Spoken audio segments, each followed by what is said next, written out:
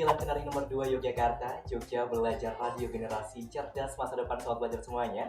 Berjumpa lagi bersama saya Happy Alhad dan tentunya sobat belajar di acara yang sangat luar biasa ini, yaitu di JBR Talk Show. Tentunya Happy tidak sendirian karena Happy ditemani oleh guru dari SMA Negeri 10 Yogyakarta, yaitu Ibu Dr. Randa Retno Rahayu Widawati. Bagaimana Ibu kabarnya? Alhamdulillah sehat Mas. Alhamdulillah sehat ya Bu. Berarti di tengah pandemi COVID-19 ini kita harus sehat gitu ya Bu. Benar, sesuatu yang harus selalu disyukuri Mas. Iya, Sehat itu betul penting sekali. sekali. Iya. Dan tentunya Ibu nanti kita akan belajar mengenai apa nih kalau boleh tahu Bu?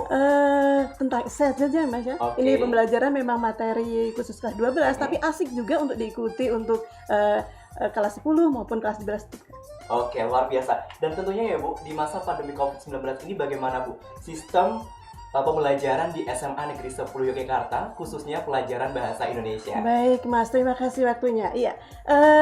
Secara umum kalau di SMA Negeri 10 berjalan dengan lancar, artinya pandemi dengan tidak pandemi itu sama Mas, tidak ada satu yang membedakan. Hanya memang ini satu ujian buat siswa juga. Betul. Ya, karena komitmen siswa untuk belajar ini menjadi satu tantangan tersendiri Mas. Betul Tetapi sekali. ya, saya infokan kalau di SMA Negeri 10 itu ada satu media pembelajaran yang dinamakan dengan BIPA Akademika Mas.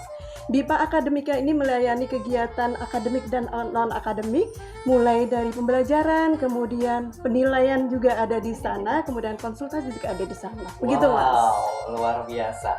Dan tentunya ya Bu, tantangan untuk pembelajaran bahasa Indonesia di masa pandemi COVID-19 ini apa Bu? Ya, tentu itu tadi yang utama adalah satu, itu komitmen siswa itu yang utama. Betul. Bagaimana tidak? Ada sarana, misalnya ada HP, ada laptop, tetapi tidak ada semangat. Itu ya satu kesulitan tersendiri ya. Ya, Tidak betul. jarang loh Mas, kita harus gugah-gugah kalau pagi-pagi itu Oh, lewat siswa. iya. Jam pertama ini yang kadang-kala merepotkan Mas. Oke. Kita harus gugah-gugah. Bu, tolong Bu, ini belum login. Bu, tolong Bu, ini belum login dan seterusnya Oke, gitu luar Mas. biasa. Berarti seluruh pembelajaran bahasa Indonesia melalui tadi ya Bu, BIPA Akademika BIPA atau Akademika. ada media lain Bu yang digunakan? Iya baik. Yang utama, jadi kami menerapkan itu begitu pandemi Mas. Jadi kami kerjasama dengan satu rekanan untuk membuat aplikasi ini. Namun demikian tidak menutup kemungkinan. Ini ada satu kendala juga ya buat Iya. Bapak Ibu yang maaf sekali mungkin di usia yang sudah sepuh-sepuh Betul. begitu ya.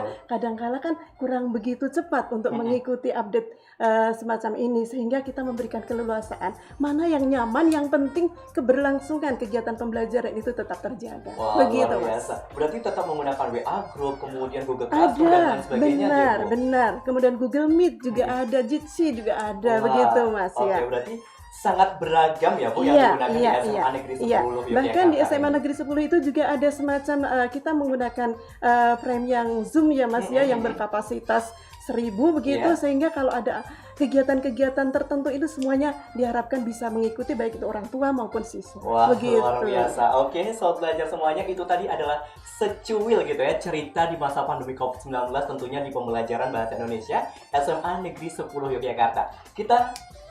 Ini Bu, kita istirahat terlebih dahulu. Nanti Baik. kita akan lanjutkan di segmen Oke. kedua tentunya di menulis tadi ya, pembelajaran Iya, menulis iya. untuk Iya. siswa SMA kelas 12 tapi nanti utamanya. digunakan untuk Iya, SMA iya. kelas 10 Iya, 11 juga ya. 10, 11. Oke, luar Oke. biasa. Satu waktu spesial untuk sobat pelajar yang ada di rumah, yaitu Budi Doremi dengan Melukis Senja.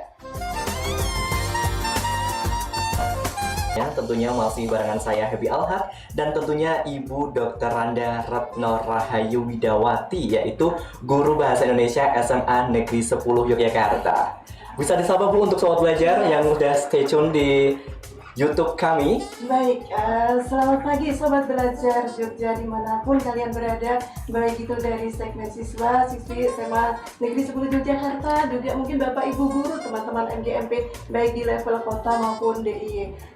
Ketemu ya dengan hari ini kesempatan saya mendapatkan satu apresiasi untuk memberikan berbagi ilmu tentang pembelajaran bahasa Indonesia. Oke, luar biasa. Dan tentunya Ibu, kan ini Ibu udah di background hijau nih, pasti ada background nih. Ibu mau belajar di mana Bu kalau boleh tahu Bu? Saya paling suka sawah Mas. Oke, Paling suka monggo sawah. tim hore. Nanti kita ambil kocokannya ya Bu nih. Oke. Ada tim hore yang mau ngasih gitu Bu. Siap.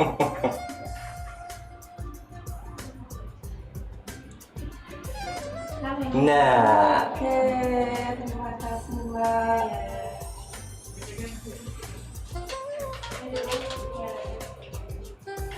Ternyata harapan tidak terwujud, ini kita harus belajar di laut. Bu. di laut. Terima kasih Mbak ya. Oke. Tidak masalah ya. Tidak masalah Bu, yang Dimanapun penting belajar. betul, yang penting Iya. belajar dimanapun Iya, kita benar. bisa belajar gitu ya Bu. Benar, ya. Oke. Baik Bu, kita akan belajar mengenai apa Bu di pagi hari ini Bu? Tadi di awal sudah saya sampaikan ya Mas, ini materi yang akan saya sampaikan untuk sobat belajar pada kali ini adalah tentang belajar menulis esai. Memang materi ini lebih tepat di kelas 12, namun tidak menutup kemungkinan karena sering sekali dilaksanakan lomba-lomba baik itu di level kota, di level DIY ataupun di level nasional untuk belajar untuk menulis esai, sehingga ini update lah untuk siapapun, enak Oke. untuk dipelajari oleh siapapun. Betul banget, bahkan mahasiswa pun juga diharuskan Iya, untuk Mas, menggunakan benar, esai benar gitu Bu. sekali. Iya. Oke Bu, kita sapa-sapa lagi untuk sobat belajar. Ini ada Rahmawati Triutami, kemudian Farika Aziz Zamhar dari 11 MIPA 4 Bu, SMA Negeri 10 Yogyakarta. Anda sukses ya. Sukses, terima kasih sudah beratensi di acara ini. Iya, baik Bu, kita lanjutin lagi Bu untuk pembelajarannya. Monggo bisa disapa-sapa lagi dan juga kita mulai pembelajaran di pagi hari ini. Baik Mas Happy. Sobat belajar, seperti yang sudah disampaikan oleh Mas Happy tadi, bahwa pembelajaran kali ini adalah pembelajaran bagaimana menulis esai. Secara umum, esai itu terbagi menjadi 3 Mas. Ada esai argumentatif, ada esai ilmiah, kemudian juga ada esai sastra begitu ya. Nah, di dalam pelajaran kelas 12 itu yang ditampilkan adalah esai sastra dengan esai argumentatif. Namun demikian, supaya pembelajaran kali ini bisa diterima oleh semuanya begitu ya, kelas 10, kelas 11 dan juga kelas 12, kelihatannya saya lebih tertarik untuk mengangkat esai argumentatif. Oke. Baik, secara umum pengertian esai itu adalah satu tulisan opini. Jadi esensi esai itu adalah opini, begitu ya. Sekalipun itu terdapat di dalam esai ilmiah, tetapi opini-opini yang ada di dalam esai ilmiah itu bisa satu analisa, bisa satu dugaan, begitu ya, yang butuh pembuktian. Nah, namun demikian. Kadangkala kalau siswa ada keterbatasan mungkin karena pengupasan materi ini tidak begitu detail kalau di jenjang SMA, sehingga lebih banyak pada isi sastra dan isi argumentatif. Ya, seperti yang Ibu sampaikan tadi, bahwa yang namanya esai itu adalah satu tulisan yang didominasi oleh opini. Karena termasuk di dalam jenis tulisan opini, maka esai itu memiliki sifat yang subjektif ataupun juga argumentatif. Nah, pandangan-pandangan atau pendapat yang dikembangkan itu akibatnya akan bersifat pribadi, mewakili diri penulisnya, Mas.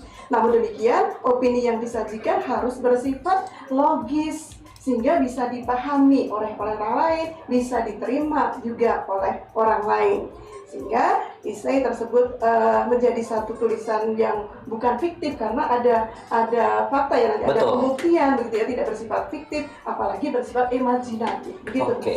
Bu, ini ada pertanyaan Bu dari Ari. Bagaimana sih Bu untuk menentukan topik esai itu Bu? Oke, nah ini sebenarnya nanti akan saya bahas di belakang karena sudah muncul pertanyaan sekarang seperti ini, tidak ada salahnya kita jelaskan di awal ya.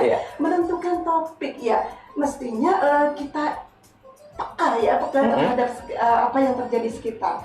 Satu topik esai itu akan menarik kalau kita mengangkat hal-hal yang paling hangat yang terjadi di sekitar kita.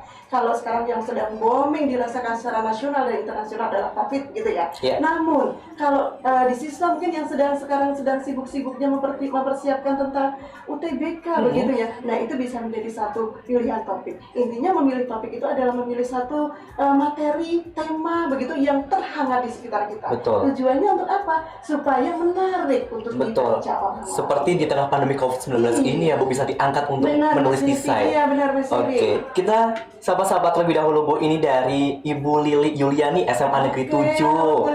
Kemudian ada Pak Parwanto Baihaki dari SMA Melati Bu. Iya, Pak Parwanto, teman MGMPDIY itu. Kemudian dari SMA Negeri 2 Yogyakarta, Ibu Rita Septioreni. Selamat Siapa kemudian ini? Rizky Wahyu Perdana, Eko Sunaryo, kemudian iya, Pak iya, Puji iya. Nawanto, Bani Pribadi, Sriwati, dan masih banyak lagi Bu. Kalau misalkan Terima kasih, saya sebutkan satu persatu, Iya, banyak terima banget kasih Bu. sekali. Itu adalah atensi teman-teman tadi sudah memang rahasia nih Mas ya sebenarnya. Iya. Sudah saya jawili tadi. Oke. Oke Bu, bisa dilanjut lagi Bu. Oke, baik. Nah, tujuan menulis ini mungkin melanjutkan pertanyaan dari apa Mbak? Siapa tadi ya? Ari, Bu. Ari. Iya. Ya. Tujuan menulis esai itu untuk apa sih? Meyakinkan pada pembaca dan membuat masyarakat menerima apa yang menjadi pendapat kita, begitu. Kemudian, nah sesungguhnya struktur esai itu tidak rumit, hampir sama dengan artikel-artikel yang lainnya. Di dalamnya ada bagian awal, itu ada bagian pendahuluan. Kemudian dilanjutkan bagian isi dan yang terakhir adalah bagian penutup. Kemudian apa yang perlu disampaikan di dalam bagian pendahuluan ini? Nah, sobat belajar, pada bagian pendahuluan ini kalian bisa memaparkan topik sebagaimana tadi sudah saya sampaikan pada Pak Ari tadi ya. Topiknya ditentukan dong, topik yang paling booming apa, yang paling hangat apa, itu kemudian setelah topik itu ditentukan, maka langkah berikutnya masih pada bagian pendahuluan juga Mas. Kira-kira kok saya tertarik, menarik juga ini ya, yang booming ini pasti menarik ya. Kira-kira nanti yang menjadi alasan saya untuk mengembangkan topik esai ini apa? Iya, gitu Mas. betul. Itu masih pada bagian pendahuluan. Iya. Nah, tapi pada bagian pendahuluan ini nanti akan menentukan bagian isi Mas. Karena di dalam pendahuluan, di samping menentukan alasan menentukan topik, itu adalah latar belakang yang nanti akan menjadi uraiannya pada bagian batang tubuh atau bagian isi tulisan saya gitu ya. Nah, ini ada satu contoh Mas, boleh nggak ini dibacakan Mas? Boleh Bu. Boleh, oke. Boleh. Ini adalah salah satu contoh pada bagian pendahuluan. Penyebaran virus SARS-CoV-19 atau yang kemudian populer kita kenal dengan COVID-19 di Indonesia telah memberikan dampak terhadap pendidikan. Menteri Pendidikan melalui Surat Edaran Mendikbud Nomor 4 Tahun 2020 tentang pelaksanaan pendidikan dalam masa darurat coronavirus mengharapkan agar seluruh peserta didik bisa mendapatkan layanan pendidikan yang optimal, namun tetap berlangsung secara dari sisi kualitas tetap berjalan dengan baik, begitu ya. Iya. Tujuannya pembelajaran secara virtual ini adalah untuk memutus mata rantai COVID-19 ini. Kemudian di dalam pembelajaran ini harus memperhatikan asas keadilan. Artinya apa? Benar-benar dipertimbangkan semua peserta didik akan mampu mengikuti pembelajaran tersebut. Ini adalah bagian pendahuluan. Saya sampaikan tadi sudah ada topiknya ya. Betul. Di dalam pendahuluan kan harus ada topik. Betul. Pada kalimat awal itu adalah kalimat topiknya. Virus SARS-CoV-19 itu ya Bu. Mas, itu adalah topiknya. Kemudian pada kalimat yang terakhir, apa Mas itu kalimatnya ya? Kondisi ini menuntut para pendidik agar mampu berinovasi dalam mengawal proses pembelajaran secara daring. Yang nanti bisa dikembangkan di dalam bagian isi gitu ya. Bagaimana guru itu harus berinovasi di dalam situasi seperti ini. Begitu Mas? Ya, betul sekali Bu, luar biasa. Ini adalah bagian pendahuluan, kemudian nanti bisa dijabarkan di isi, dan juga nanti di terakhir ada kesimpulan itu. Iya, benar-benar begitu Mas Happy. Oke. Bisa lanjut sebentar kepada bagian isi? Ya, Bu, boleh. Ya. Pada bagian isi ini adalah pembahasan ilmiah bagian esai. Dijelaskan secara lebih rinci. Tadi di bagian akhir tadi sudah diperkenalkan latar belakangnya ya, bahwa guru dituntut untuk berinovasi di dalam kondisi seperti ini. Nah, dalam bagian isi ini sobat belajar bisa mendapatkan katakanlah poin-poin inti yang harus diurutkan secara kronologis. Poin-poin saja, bukan di dalam outline, tapi masih poin-poin. Kira-kira apa saja yang terkait dengan masalah pembelajaran jarak jauh, misalnya seperti itu. Itu disampaikan pada bagian isi atau pada bagian batang tubuh dari saya. Begitu Mas Happy untuk bagian isi. Oke, luar biasa Bu. Nanti kita skip lagi Bu untuk pembelajaran berikutnya. Siap. Ada iklan terlebih dahulu Bu. Siap. Kita istirahat terlebih dahulu, kemudian nanti kita lanjutin tentunya hanya di JBR Talk Show bersama Ibu Dr. Randa Retno Rahayu Widawati, Guru Bahasa Indonesia SMA Negeri 10 Yogyakarta.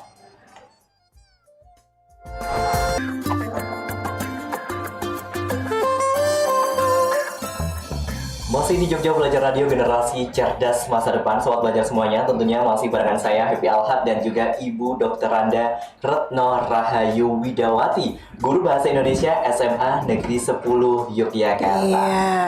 Iya. Bagaimana Bu? Ini tadi baru pemanasan ya Mas ya untuk materinya ya Mas ya.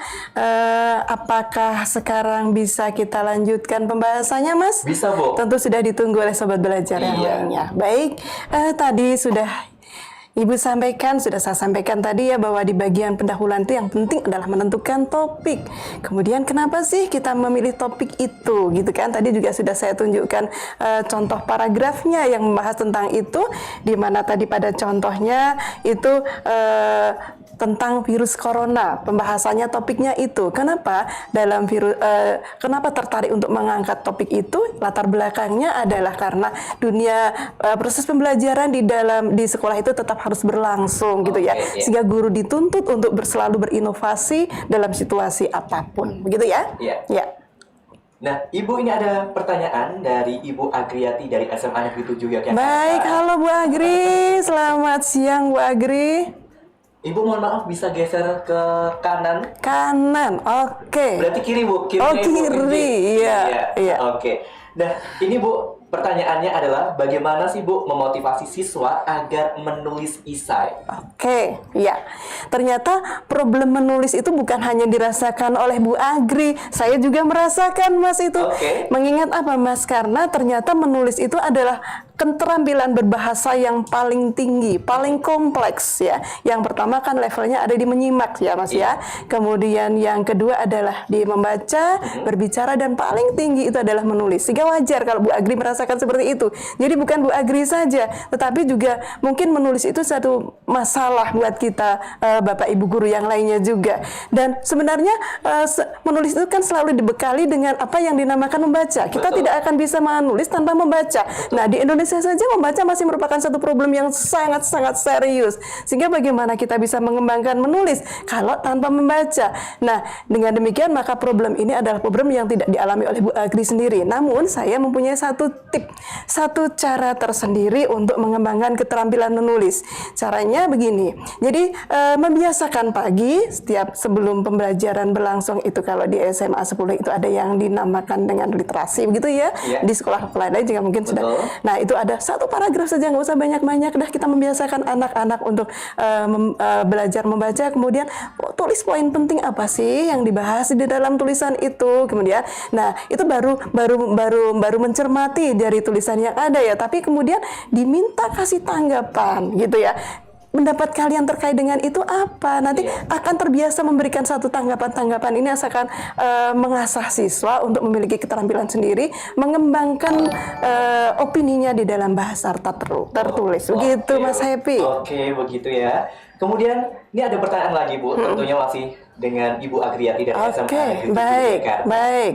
Yang kedua yaitu saya sering mengalami kesulitan Bu setiap kali memberikan penugasan menulis, termasuk esai. Sebagian siswa mengandalkan tulisan dari internet Bu, yaitu plagiarisme gitu Bu. Ya. Bagaimana solusi untuk mengatasi masalah ini Bu, menurut Ibu? Ya, kalau saya secara pribadi ya Mas, jadikan tulisan internet itu adalah satu bentuk referensi. Iya. Nah, memodelkan tulisan yang ada di internet tidak masalah Mas. Nanti kalau misalnya itu berbicara tentang topiknya harus sama tentu saja, tapi sudut pandangnya harus sudut pandang si penulis itu sendiri. Jadi nggak salah menjadikan referensi tulisan yang di internet, diubah-ubah sedikit bahasanya. Jadi menjadikan satu pemodelan di dalam pembelajaran menulis ini. Begitu Bu Agri ya, Bu Agri. Oke, begitu ya Bu Agri ya. Iya. Semoga sedikit membantu ya Bu. Mudah-mudahan, tapi juga saya banyak belajar dari Bu Agri. Bu Agri ini guru hebat sekali Oke. nih. Ya. Monggo Bu, bisa dilanjutin untuk isi Baik, ya.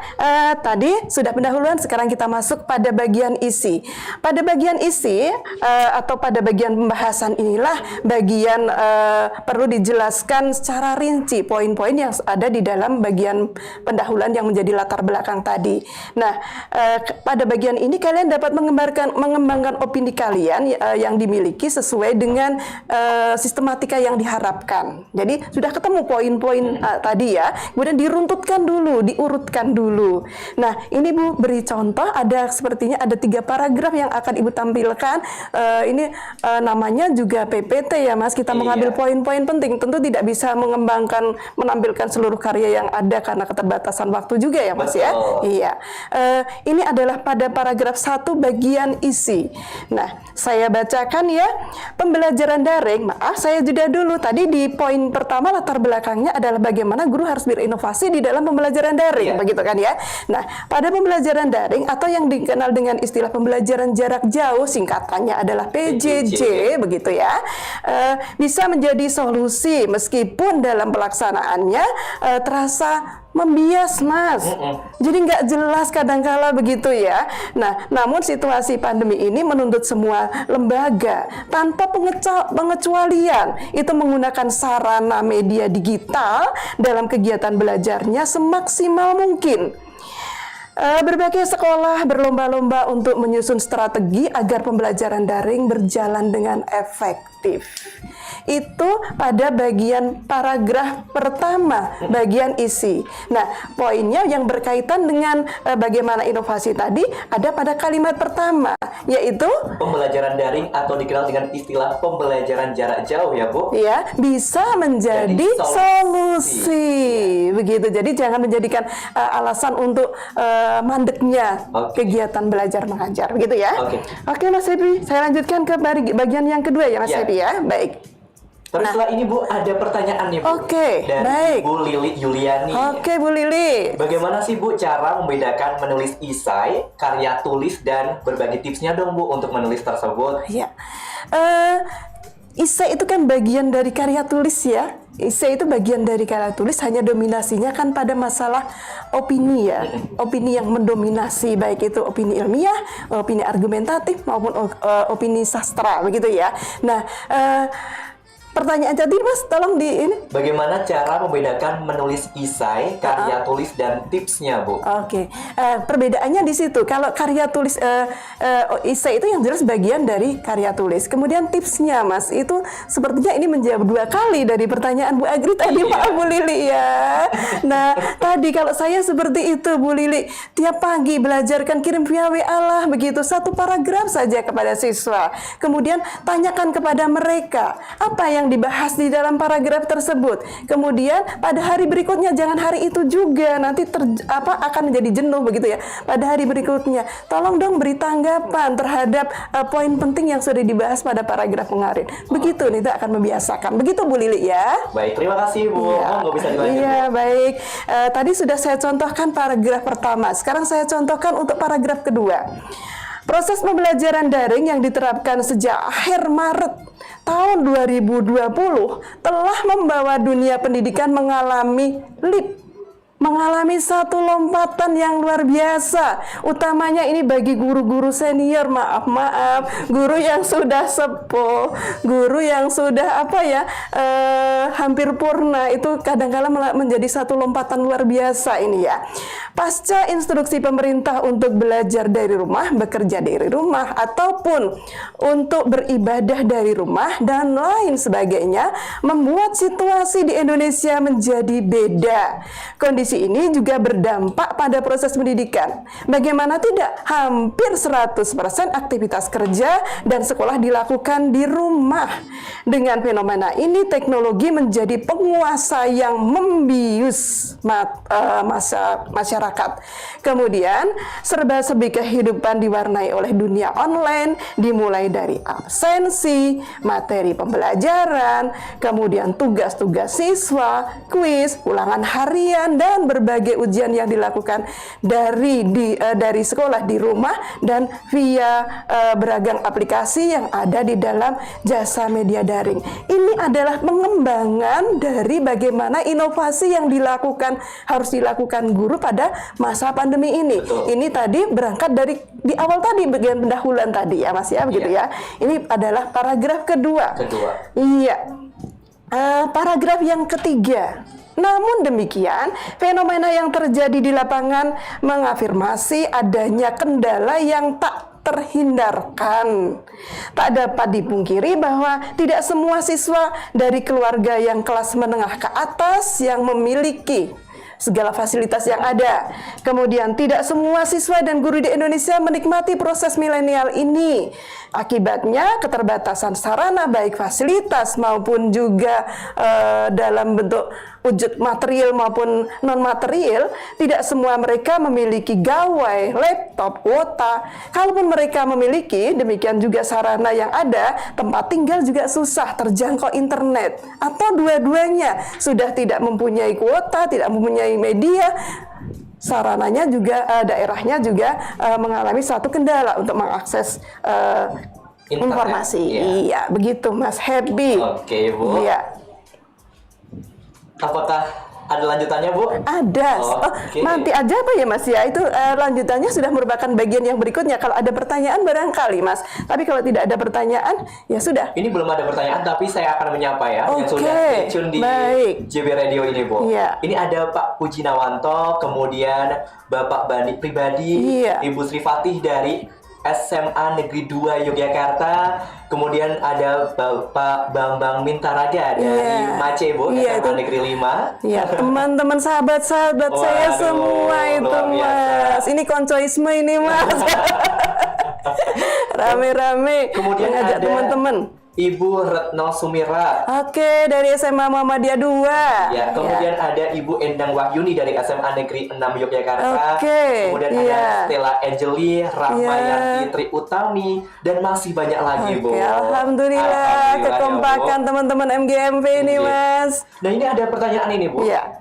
Maaf Ibu, bagaimana solusinya untuk pelajaran kelas 11 yang menyusun karya tulis? Padahal kita lebih enjoy tatap muka, padahal kita daring nih Bu, sangat kesulitan. Mohon solusinya, karena isinya itu sangat mentah Bu, dan mohon solusinya. Di kelas 11 itu pada semester 1 itu ada satu materi yang namanya menyusun proposal penelitian. Kemudian nanti dikembangkan penelitiannya pada semester 2. Nah, ini situasinya kan seperti ini ya Mas ya. Kalau kita di sekolah tatap muka langsung ketemu gurunya, selesai sudah begitu ya. Namun dengan demikian, cobalah ini sesuatu yang mungkin kebetulan Mas, maaf sekali, ini saya itu guru tua ya. Jadi tempatnya selalu di kelas 12 Mas, begitu. Nah, tapi tidak ada salahnya ya saya berbagi, barangkali apa yang saya sampaikan ini bisa diterapkan Bapak Ibu ya dalam situasi seperti ini. Nah, di proposal itu tolong diarahkan pada satu, kalau itu proposal kan macam-macam ya, ada proposal kegiatan, ada proposal penelitian begitu ya. Tetapi kalau saya untuk lebih cenderung membelajarkan siswa supaya berkelanjutan, ambil deh untuk proposal penelitian, jangan proposal kegiatan. Kalau kegiatan sudah selesai tinggal menulis laporannya, itu sudah diajarkan pada kelas 10 waktu LHO. Nah, lebih baik itu pada proposal penelitian. Nah, topik penelitian itu usahakan topik penelitian yang sederhana yang di sekitar kita ada. Yang di lingkungan sekitar gitu ya. Iya, jangan yang cari yang apa ya siswa harus keluar. Cari yang di rumah deh. Yang di rumah apa misalnya kalau kita lihat ya problem kecoa, gitu ya. Problem semut di rumah, kenapa sering ada di rumah? Itu apa sih yang menyebabkan? Itu kita tidak perlu lari kemana-mana ya, betul. Mas. Nah, kemudian juga untuk penelitian lagi yang bersifat ilmiah yang tidak perlu keluar kemana-mana, misalnya pada dunia obat-obatan ya Mas ya, maaf situasi sekarang ini kan butuh daya tahan yang fix ya Mas ya, optimal begitu. Bagaimana kita bisa menguji cobakan obat-obat herbal untuk daya tahan gitu Betul, kan Mas, betul. obat-obat yang bisa menangkal agar kita tidak terjangkit virus. Jadi cari yang sederhana-sederhana. Toga itu tadi ya Bu, obat Iya, keluarga. Bisa, iya, bisa diangkat iya. untuk menjadi karya tulis ilmiah Iya gitu ya. benar sekali Mas, Betul. diuji cobakan. Ya kemudian studi pustakanya lewat internet tentu saja, Betul, kandungannya apa dicobakan begitu, kemudian itu dibuatlah proposalnya begitu, tindak lanjutnya pada semester 2. Oke. Begitu ya, itu tadi Bu siapa Mas? Lupa. Ibu Lili Yuliani, Bu. Ibu Lili ini guru kelas 11 Mas. Oh iya. Iya. Kemudian ini ada pertanyaan Ibu dari Afifah Rozi dari SMA Negeri 1 Sewon. Mau tanya dong Bu, gimana sih Bu cara biar kita bisa membiasakan menggunakan bahasa Indonesia yang baik dan benar? Baku tapi tidak terlihat kaku. Iya, baik. Nah, ini Mas siapa? Ini Mbak Afi, Bu. Oh, Mbak Afi. Oke, Mbak Afi, sobat belajar dari SMA Negeri 1 Satu Sewon. Sewon. Oke. Nah, begini Mbak Afi ya. Jangan dipersepsi yang namanya bahasa Indonesia yang baik dan benar itu bahasa resmi. Menjadi kaku ketika kalian menerapkan bahasa itu atau memaknai bahasa Indonesia baik dan benar itu adalah bahasa resmi. Ya, kita boleh kok menggunakan enggak. Kita boleh kok menggunakan tak. Boleh itu.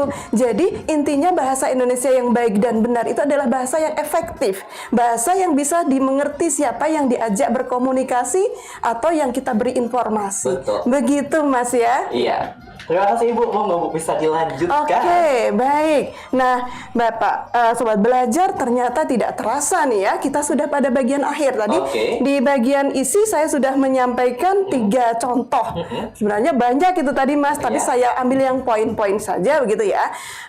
Pada bagian penutup apa sih yang harus kita sampaikan pada bagian penutup? Di bagian penutup ini sobat belajar bisa menyampaikan rangkuman bisa, kemudian pembahasan penegasan pendapat bisa juga disampaikan harapan-harapan terhadap pendapat-pendapat yang sudah kita sampaikan dari pendahuluan sampai dengan pembahasan tadi. Oke. Ini Ya. ada contohnya, Bu? Ya ada Oke, nih Mas contohnya kita keep dulu. Nanti Oke, kita bahas baik. di segmen ketiga Baik, ya. Bu. baik. Tentunya Oke, hanya Mas di Jogja Happy. Belajar Radio bersama Ibu Dr. Anda Retno Rahayu Widawati, Guru Bahasa Indonesia SMA Negeri 10 Yogyakarta.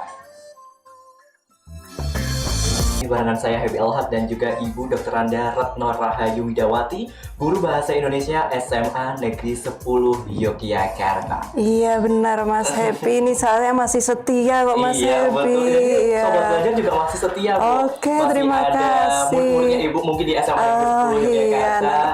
Torik Fadila, Oh, Ibu hai, ya. Lestari dari Oke. SMA Negeri 1 Kalibawa, Oke. Ibu Adriati, kemudian ada Ibu Endang Wahyuni. Iya, Masih banyak lagi, asik. Bu. Itu menunjukkan kekompakan Betul Mas. sekali, kekompakan FGMP Bahasa Indonesia ya, Bu. tentunya. Iya. Bu, bisa kita lanjutin lagi, Bu? Boleh Di Mas. bagian Iya. Tadi sudah saya singgung sedikit ya Mas Happy ya. Di bagian penutup itu yang disampaikan apa gitu ya. Di bagian penutup itu bisa menyampaikan rangkuman pembahasan Mas Happy. Kemudian juga penegasan pendapat, penegasan sikapnya. Kemudian atau bisa juga harapan atau sarannya terkait dengan pendapat-pendapat yang dia sampaikan. Nah, ini ada contohnya Mas Happy. Oke, Ya. contoh dari- Contoh yang bagian penutup untuk yang rangkuman ya Mas Happy ya, untuk yang berisi rangkuman. Pembelajaran daring di tengah pandemi COVID-19 merupakan bentuk kegiatan pembelajaran yang bersifat darurat. Kegiatan pembelajaran ini bisa dikatakan sebagai babak baru dalam sistem pendidikan di Indonesia. Ketersediaan software seperti Piranti Luna, kemudian website, kemudian akses internet, listrik, gadget, kemudian juga komputer itu menjadi satu ciri khas implementasi model ini. Tanpa disadari, ternyata gaya pembelajaran seperti ini merupakan dengan sendirinya telah mengimplementasikan karakteristik proses pembelajaran pendidikan abad 21. Kemudian karena pelaksanaannya masih bersifat dipaksakan, wajar jika selalu menemui satu tantangan juga sekaligus mendatangkan peluang-peluang baru. Gejala ini hadir sebagai satu konsekuensi sih dari perkembangan ilmu pengetahuan dan teknologi. Wow. Ya, itu tadi mestinya kalau saya tampilkan secara keseluruhan itu poin-poinnya yang dibicarakan itu. Karena pada bagian isi tadi saya hanya menyampaikan 3 poin, mungkin ada beberapa poin yang tidak ada di situ. Tapi intinya secara garis besar semua ini rangkuman dari apa yang saya sampaikan di dalam batang tubuh isi tadi seperti itu. Begitu Mas Happy. Oke, Bu. Ya. Ini sudah selesai atau Ada lagi, masih ada lagi Oke. Mas Happy. Iya. Nah, ini harapannya Mas Happy kalau tadi berisi rangkuman. Jadi di dalam penutup kan ada rangkuman ya. Simbolan. Kemudian ini yang berisi tentang harapan. Ya. Reformasi pendidikan yang tercipta sebagai dampak dari situasi pandemi ini akan berdampak pada terciptanya sistem pendidikan gaya baru. Oke. Tadi guru kan dipaksakan menjadi guru milenial begitu ya, betul. walaupun seperti saya sudah tua seperti ini Mas Evi. Iya, hal ini senada dengan spirit pasal 31 ayat 1 UUD 45. Semua warga negara berhak mendapatkan pengajaran. Maka semua siswa dan pengajar harusnya memperoleh perlakuan yang sama dalam mendapatkan pengetahuan dan keterampilan yang sesuai dengan kemajuan teknologi terkini dan bersifat global. 1 poin lagi boleh ya Mas Happy ya? Iya. Nah, betapapun beratnya dampak pandemi ini dirasakan oleh seluruh segmen masyarakat, namun ada hikmah yang bisa dipetik. Ini perenungan ya Mas Happy ya? Betul. Iya, bisa dibetik di dunia pendidikan. Salah satunya adalah menjadi titik pacu bagi bangsa Indonesia, khususnya pemerintah dan kementerian terkait untuk berkonsentrasi penuh menjaga keberlangsungan proses belajar mengajar melalui pengucuran anggaran pendidikan, melalui kurikulum yang diterapkan secara virtual. Selain hal tersebut, pemerataan kualitas dan kuantitas pendidikan di Indonesia menjadi satu kewajiban yang mesti diprioritaskan sesuai dengan amanat sila kelima Pancasila, keadilan sosial bagi seluruh rakyat Indonesia termasuk di dalam sektor pendidikan. Begitu Mas Happy. Oke, luar biasa ya Bu. Nah, ini Bu, ada pertanyaan lagi Bu dari Mbak Teti Diah Lestari. Bagaimana sih Bu? Saya tuh masih bingung gimana sih caranya membuat esai yang baik dan benar itu. Padahal tadi udah dijelaskan ya, mungkin ini baru gabung gitu. Oke, baik. Mbak siapa Mas? Teti. Mbak Teti. Iya, ini ya Ibu berikan langkah-langkah ya Mbak Teti ya. Yang pertama Mbak Teti, tetapkan topik. Tentukan topik atau tema begitu ya. Bedanya topik dengan tema, kalau tema itu kan lebih luas ya Mas ya, tapi lebih baik ke arah topik saja deh supaya nanti fokus begitu ya. Tetapkan topik. Topiknya bagaimana? Topiknya pilih deh topik-topik yang apa ya, yang paling booming, yang viral begitu ya, yang banyak dikenal oleh masyarakat supaya ketertarikan membaca esai itu muncul begitu ya. Nah, itu langkah pertama Mas Happy. Kemudian langkah yang kedua, setelah topik tadi, apa ya yang mau dibahas dari topik itu, tentukan poin-poin intinya. Nah, poin-poin inti ini tentu belum sistematis ya, belum runtut begitu ya. Misalnya COVID ya mulai dari masalah siswa, misalnya begitu poin intinya, kemudian kendalanya. Nah, itu belum runtut. Nanti diurutkan. Nah, langkah yang kedua pokoknya ketemu apa dulu poin-poin terkait dengan topik itu. Tulis dulu poin-poinnya. Setelah poin-poin ketemu, runtutkan. Nah, ketika meruntutkan ditata supaya nanti esai itu kronologis begitu Mas ya, supaya bisa dipahami begitu ya. Nah, kemudian dari topik-topik yang sudah ditentukan tersebut, maka diruntutkan, dikembangkan menjadi kalimat-kalimat yang singkat. Di mana kalimat-kalimat singkat itu cerminan dari topik-topik poin-poin tadi ya. Mengapa harus singkat, Mas? Karena begini, supaya kita tidak terbelenggu. Barangkali punya pemikiran tambahan begitu ya, sehingga kita tidak terbelenggu pada poin-poin topik yang di atas. Jadi buat dalam satu kalimat-kalimat yang simpel saja, yang singkat. Nah, selanjutnya yang keempat ini adalah intinya. Langkah yang keempat itu intinya. Lalu mengembangkan outline atau kerangka tadi yang pada langkah ketiga tadi menjadi satu karangan esai. Apakah sudah jadi? Belum. Masih ada ya, masih ada. Nah, baca ulang deh. Baca ulang tulisannya. Bila perlu mintakan pertimbangan guru, mintakan pertimbangan teman yang mungkin mempunyai kompetensi lebih di bidang menulis begitu ya. Nah, ada masukan nih. Setelah ada masukan, maka disuntinglah karangan itu. Langkah yang terakhir adalah uji nyali. Uji nyali. Iya, uji nyali. Posting tulisan isi itu di Facebook, di Twitter, atau mungkin nggak apa-apa kalau dicoba di media massa, ya kan? Kalau mau dia massa kan luar biasa itu. Kita dapat koin, selain poin, wow, lebih dia punya kompetensi menulis. Begitu Mas Happy ya. Gitu ya Mbak, siapa tadi? Mbak Teti, begitu ya. Mudah-mudahan tip Ibu ini bisa diterapkan. Nah ini ada Ibu Indri Wahyuningsih, sangat bermanfaat Bu, terima kasih. Kemudian ada Indah Ar-Rahmawati, semangat Bu Retno. Iya Mbak Indah. Pertanyaan Bu dari Nanino, izin bertanya ya Bu. Kok Nanino ya di sini jadinya?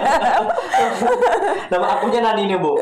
Ini izin bertanya Bu, apakah pada bagian penutup isai harus berisi saran atau hanya sebatas simpulan saja Bu? Ada 3 poin loh tadi Pak Naninu. Ada 3 poin tadi ya, bisa merangkum, bisa menegaskan sikap, bisa juga memberikan harapan, perenungan. Begitu Pak Naninu. Kemudian ada dari Pak Dodi D. Sumbaji, paling suka Bu pelajaran bahasa Indonesia pada bagian mengarang. Wah, iya. Walaupun ini sementara bagi siswa masih menjadi satu tingkat kompleksitas yang paling ditakuti loh. Betul. Iya. Menjadi momok Bu. Iya, menjadi momok. Yang paling berat buat mereka apa? Memulai Mas. Memulai. Tapi tahu dia yang mau ditulis itu apa. Tapi untuk mengawal itu gimana ya? Mereka rata-rata problemnya seperti itu. Betul sekali Bu. Nah, nanti Bu kita akan melanjutkan lagi, kita ada iklan terlebih dahulu. Nanti kita di bagian akhir, di segmen terakhir, nanti kita akan berbincang-bincang mengenai pandemi COVID-19 secara umum. Dan juga harapannya ya, tentunya Bu, tentunya masih barengan saya Happy Alhaq dan juga Ibu Dr. Anda Retno Rahayu Widawati, Guru Bahasa Indonesia SMA Negeri 10 Yogyakarta. Masih di Jogja Belajar Radio, tentunya masih disiarkan langsung dari Jalan Kenari nomor 2 Yogyakarta. Tentunya masih barengan saya, Happy Alhaq dan juga Ibu Dr. Anda Retno Rahayu Widawati, Guru Bahasa Indonesia SMA Negeri 10 Yogyakarta. Iya Mas, tinggal detik-detik akhir ini. Iya, nggak kerasa ya Bu? Tadi gimana Bu perasaannya setelah mengajar di laut Bu? Belajar di laut tapi tidak basah Mas. Oke, tidak basah. Kepanasan boten Bu? Boten. Nah, setelah tadi Ibu memberikan pelajaran bahasa Indonesia di JBR Talkshow ini, harapannya untuk SMA Negeri 10 Yogyakarta tentunya dalam pembelajaran bahasa Indonesia ini mau dibawa seperti apa Bu? Oke, terima kasih ya Mas Happy ya. Jadi begini, mungkin secara khusus saya sampaikan pada SMA Negeri 10 Yogyakarta dan untuk yang umum juga tidak boleh kan Mas? Iya, boleh Bu, boleh banget. Jadi gini, jangan menjadikan satu situasi ini satu kendala untuk belajar Mas. Tetap harus kita syukuri. Ini malah hikmahnya akan menjadi satu kita menjadi berpikir secara serius, menjadi berpikir secara kritis bagaimana memecahkan persoalan, sehingga jadikanlah setiap situasi sebagai satu tantangan, termasuk situasi seperti ini. Media apapun bisa menjadi satu sarana belajar, baik itu daring maupun luring. Yang penting kita jaga terus keberlangsungan. Jadi boleh menggunakan media apapun. Kalau di SMA 10 tolong, kalau ini SMA 10 ini ya, harapan Ibu memanfaatkan media BIPA Akademika tolong dioptimalkan, baik itu untuk siswa maupun untuk Bapak Ibu guru, karena di sana komprehensif sekali Mas. Mulai dari penyajian materi, kemudian mic juga ada, kemudian penilaian juga ada. Itu tolong dioptimalkan supaya nilai-nilai dan segala administrasi menjadi terdokumentasi dengan tertib dan rapi. Oke, luar biasa. Kemudian untuk harapan pendidikan yang ada di Indonesia di tengah pandemi COVID-19 ini Bu? Ya, baik, harapan tentu tidak lepas dari kendala yang ada ya Mas Hedi ya. Problem yang dirasakan tadi sudah saya sampaikan dalam isai yang saya bacakan tadi ya Mas ya. Jadi ada material ya Mas ya. Sarana ada, tetapi mungkin kendala yang lainnya, kompetensi begitu, mungkin keterbatasan itu juga dirasakan. Jadi bagaimana pemerintah mulai serius memikirkan kendala-kendala yang ada. Tidak sedikit. Bukan hanya problem guru tua ini Mas, tapi Tapi guru-guru di daerah itu juga menjadi satu permasalahan yang serius ini. Jadi Bapak Ibu guru perlu diperkenalkan deh bagaimana ada satu pelatihan, ada satu pendampingan yang serius untuk memperkenalkan pembelajaran daring seperti ini supaya keberlangsungan pembelajaran tetap ada. Iya. Begitu Mas Evi. Udah 1 tahun ya Bu pembelajaran daring ya, berarti udah iya. beberapa semester nih Bu? Maret ya Mas ya? Iya, 3, Maret. berarti 3 semester ini ya Bu? Iya, 3 semester. 3 semester ini kita melakukan pembelajaran betul, daring. pembelajaran jarak jauh. Bahkan saya sebagai mahasiswa pun juga pembelajaran jarak jauh nih Bu. Siswa jenuh loh Mas Iya. sebenarnya, tapi apa mau dikata? Betul sekali untuk memutus rantai penyebaran COVID-19 ini. Demi segera selesainya lah. Betul sekali. Ya. Semoga nanti di semester berikutnya kita bisa pembelajaran secara offline ya Bu, atau luring gitu ya. Begitu. Betul, luar biasa. Begitu, Saya pun sebagai mahasiswa pun juga jenuh Bu belajar secara daring gitu ya, mendengarkan dosen menggunakan Zoom dan sebagainya Bagaimanapun juga kehadiran guru ternyata dirindukan.